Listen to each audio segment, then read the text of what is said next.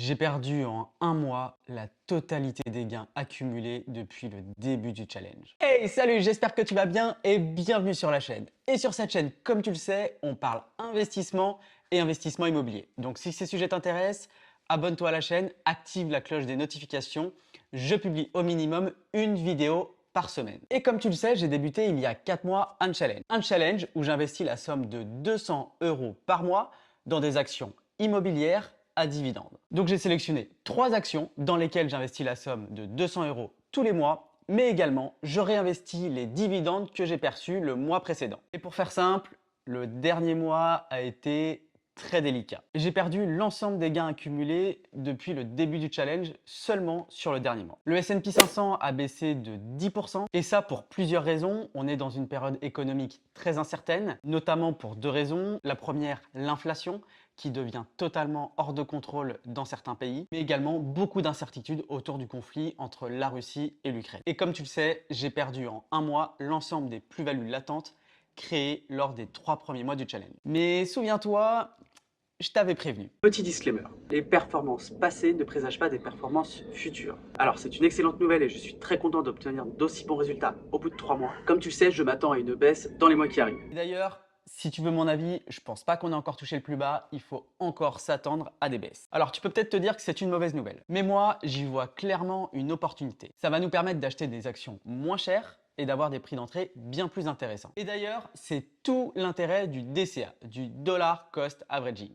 Le fait d'acheter la même somme tous les mois va te permettre de lisser tes prix d'achat, que ça soit à la hausse comme à la baisse. D'ailleurs, c'est un conseil que je te donne si jamais tu souhaites investir une somme importante en bourse, je te conseille de lisser ton investissement. Si tu dois investir par exemple la somme de 10 000 €, je te conseille d'investir la somme de 1 000 € tous les mois pendant 10 mois. Ça va te permettre de lisser ton coût d'acquisition. Des fois, ça sera en ta défaveur, mais des fois, ça sera en ta faveur. Et quoi qu'il en soit, ça te permet de lisser ton prix d'achat et de minimiser les risques. Allons voir tout de suite ce qui se passe du côté de mon portefeuille. Allez, on se retrouve tout de suite sur mon ordinateur et on va regarder où en est mon portefeuille. Alors, comme tu le sais, j'ai investi déjà la somme de 800 €. Et aujourd'hui, on peut le constater, la valeur de mon portefeuille est de 791,45 €. C'est-à-dire que j'ai perdu l'équivalent de 9 € depuis le début de mon investissement. Si on rentre dans le détail sur les actions sur lesquelles j'ai investi, on a une action qui a performé, LTC Property, de 3% depuis le début de mon investissement. Realty Income, qui est l'action qui me fait perdre le plus d'argent, qui est en baisse de 5,36% par rapport au capital que j'ai investi.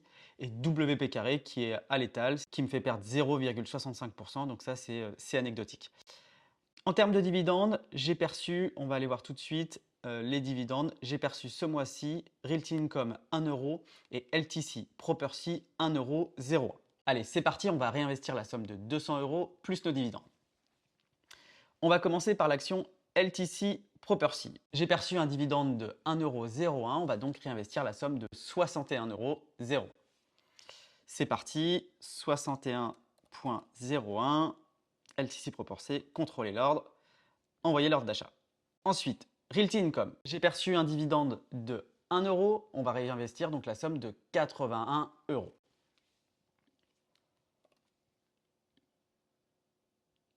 Et sur WP Carré, on n'a pas perçu de dividende. Je te rappelle que WP Carré est une action qui verse des dividendes tous les 3 mois. Donc ce mois-ci, nous n'avons pas perçu de dividende, donc on va réinvestir la somme de 60 €. Acheter, 60, contrôler l'ordre d'achat, envoyer l'ordre. Voilà. Si jamais tu veux revoir la répartition, comment j'ai réparti mon capital sur ces 3 actions différentes, je t'invite à aller voir la première vidéo de ce challenge. Voilà, on a réinvesti la somme de 200 € plus nos dividendes. On n'a plus qu'à attendre et à se voir le mois prochain pour faire les comptes. J'espère que cette vidéo t'a plu. N'hésite pas à me dire en commentaire où en sont tes investissements et surtout comment tu réagis dans ces périodes de marché qui sont un petit peu plus baissières. Et d'ici là, je te dis à la semaine prochaine. Ciao!